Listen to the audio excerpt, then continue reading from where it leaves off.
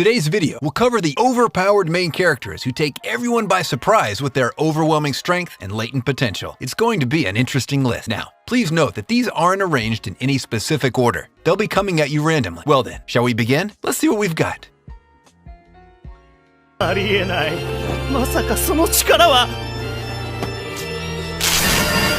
The first one on our list is Muyo to Roji no Mahoritsu Soden Jimusho, Muyo and Roji's Bureau of Supernatural Investigation. This is one of those anime that hardly anyone ever talks about. The story isn't anything revolutionary, and the same goes for all of its other components. However, even though it is good at best, this anime can be an unexpectedly pleasant watch. The story centers around the idea of spirit possession. There's a duo comprised of two youngins named Muyo and Roji. They're both experts when it comes to magic law, and if there's one thing that they do better than others, it's taking care of evil spirits. However, there are terrifying drawbacks that come with this responsibility. Will Muyo and Roji really be able to keep doing their jobs without any pitfalls? I'd say if you're on the lookout for a less known anime, this might be it.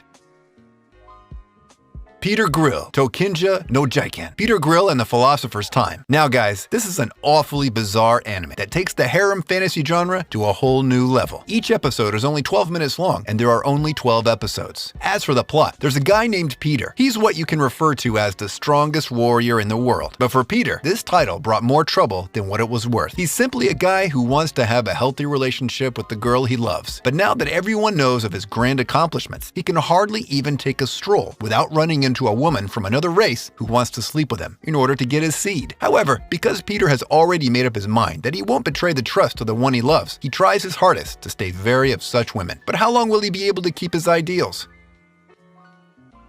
Kobayashi-san, Chino Maid Dragon. Miss Kobayashi's Dragon Maid. At the time of writing this script, the second season is yet to air. But considering the success of the first season and the anticipation for this second season, it's going to be another well-appreciated season. The story itself is about a lady named Kobayashi, or at least it was supposed to be, until the spotlight of the main character is taken by the dragon girl Turukana, who she meets in front of her apartment. Oddly enough, this wasn't her first time encountering this girl. She also met her last night, but since was drunk, she casually just offered Kana a place to stay at her house. And now Kobayashi has to follow through on her promise. It's a very wholesome anime, and if you're a fan of light comedy, you may enjoy this one too.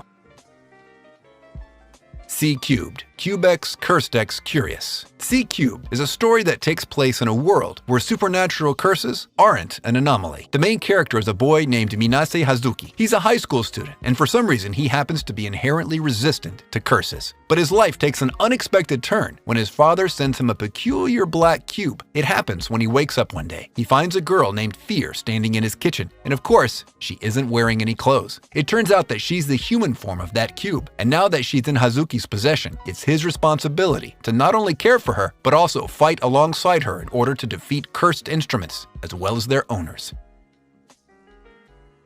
Assassin's Pride. The story takes place in a world where humans have substantially decreased in terms of their population. Those who are still alive reside in cities that are encased by glass domes. And even though humans are close to the brink of extinction, there's still a lot of discrimination between the nobility and the commoners. And this distinction can also be seen in their ability to utilize mana, as it turns out. Those with the blood of nobility are capable of defeating the dark creatures that exist outside the glass domes. The story itself is about a 13-year-old girl who lacks the ability to utilize mana, even though she's a noble, and for that reason, she's ill-treated at her academy. In order to help her, a tutor is hired, but there's an underlying plot beneath all of this. If the tutor realizes that the girl lacks the ability to use her mana, he's supposed to kill her.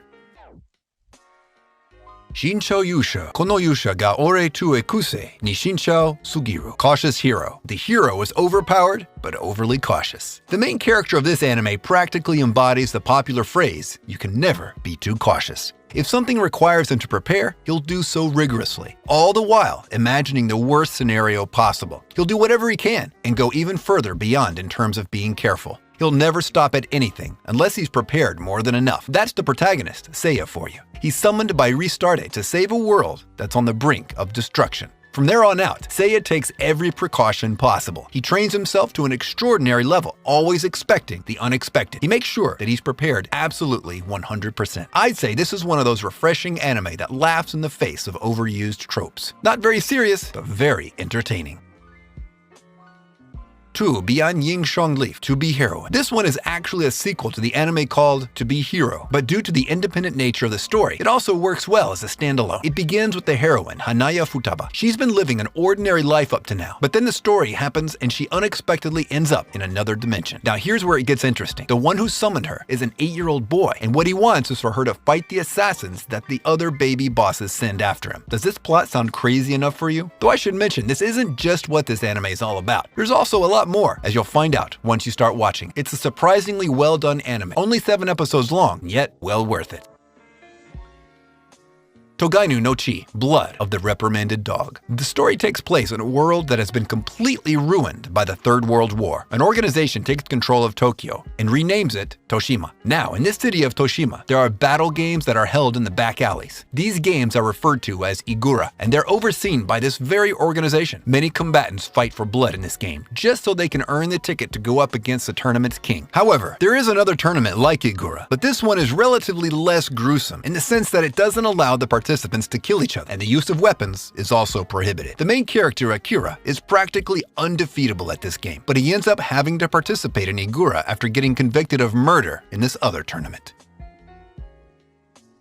Seiken no Blacksmith, the Sacred Blacksmith. This story takes place in a world where a war forced the surviving nations to establish peace by using new laws and order. One of these changes was the restriction on the use of demon contracts. Now, 45 years after the war, there's a girl named Cecily who is passionate enough to pursue the noble purpose of protecting the locals with the sword she inherited from her father. Lucky for her, the first encounter with a bad guy comes sooner than later. She comes in to save everyone, but her sword gets broken and she has to suffer a loss. Fortunately, someone actually skilled comes along and saves the day. But what will Cecily do now that she's lost her important sword? And who was this person that came in to save her? Mahou Sensou, Magical Warfare. This anime follows the story of a boy named Takeshi. He's living a normal life until one day he comes across a strange, unconscious girl as he's on his way to kendo practice. He doesn't want her just lying in the open, so he takes care of her. But when she wakes up, she decides to turn Takeshi into a magic user. From there on out, Takeshi gradually realizes that there have always been magic users who have been peacefully coexisting with the normal humans. He ends up enrolling in a magic school, and now, together with his new friends, he has no choice but to get stronger in order to prepare for the upcoming crisis.